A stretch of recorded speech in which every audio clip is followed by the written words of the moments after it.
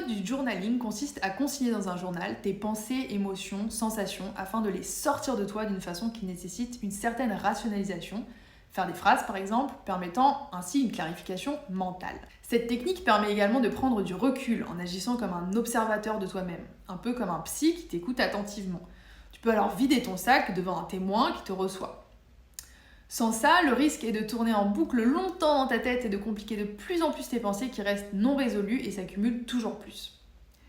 Le journaling est un outil extrêmement puissant pour se connaître, se gérer et pour rester en connexion avec soi-même, no matter what. J'aime particulièrement cette technique car elle permet d'être indépendante dans la gestion de soi et de ne pas dépendre d'un psy ou des autres pour te rassurer, te valider et t'écouter. Il y a beaucoup de méthodes pour journaler et nous en ferons quelques-unes différentes au cours des routines. Mais je voudrais t'en préciser 2 en particulier. La première, c'est mettre un mot sur ton émotion. Nous pratiquerons souvent le journaling avec la question « Qu'est-ce que je ressens aujourd'hui ?» Le but sera alors de creuser ton émotion grâce à la liste des 6 émotions, PDF à télécharger, et de la nommer le plus précisément possible. Être capable de nommer sa véritable émotion est une vraie libération et te permettra de te sentir validé, vu et reconnu par toi-même. Effectivement, une fois nommé, impossible d'ignorer ton émotion par la suite.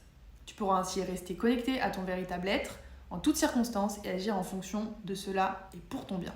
Une autre méthode de journaling que nous pratiquerons ensemble est le fait de poser sur papier les détails de la vie que tu souhaites, comme si tu racontais l'histoire à tes petits-enfants et que donc ça s'était évidemment réalisé.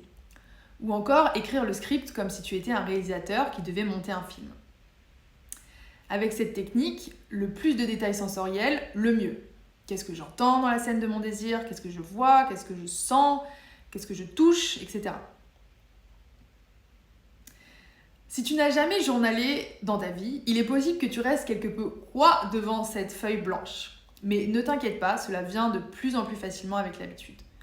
Ce journal est le tien et personne ne le lira jamais. Il n'y a donc aucun enjeu.